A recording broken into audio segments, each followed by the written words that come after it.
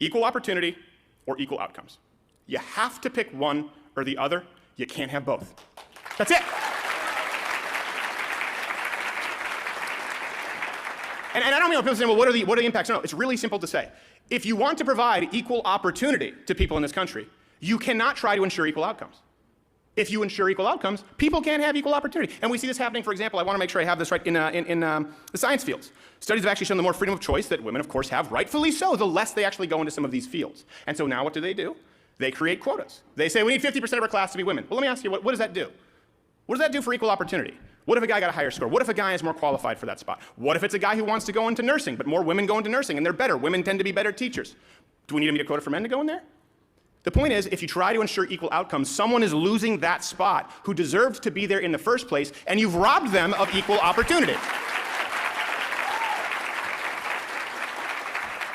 And the reason I talk about this a lot in the show is because people talk around this a lot, and they talk about solutions and, well, what do we need to do for the black community? What do we need to do for the Asian community? What do we need to do for the LGBTQ, AAIP, and Asylum Number 2 community? You know what? Let's put that one on hold. But I'm pretty sure it's the same solution for every community. And I know, check my privilege because I'm a cis white male, but I'm Canadian, so I get a little bit of leeway. We're not a very respected people. But what's the goal for that? It all comes down to equal opportunity versus equal outcomes. Jordan Peterson, who was on our show, we covered him.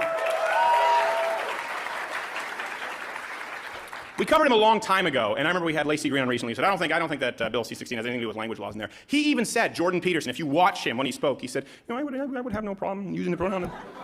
If you look at all the facets that form the variables, okay, we get it. But he did say, I would have no problem using the pronouns if a student asked me to. It's the compulsion of language. And what is that doing? That's ensuring equal outcome of feelings, that everybody feels the same, even if they're wrong. If you give a wrong answer on a test, it's wrong. If you give a wrong answer on your biological sex/gender, it's a very new thing to try and separate this grammatically. I'm French-Canadian. I know how it works, right? It comes from the Romance languages. You are wrong, but we want to ensure that everybody has equal feelings about their actions. Almost all of our problems right now, and the ones that stem from the left, identity politics, when you look at to tax policy, everything from gender to race to tax policy, they are trying to ensure equal outcomes, which, by its very definition, precludes equal opportunity. It's that simple. If you use that as a basis of any argument, if you understand that if you go back to that, you can debate a Bernie bro till you're blue in the face about whether socialism is different because you put democratic in front of it, just like democratic slavery doesn't change anything. And guess what? If it comes back to the fact that this person is trying to ensure equal outcomes, they're wrong.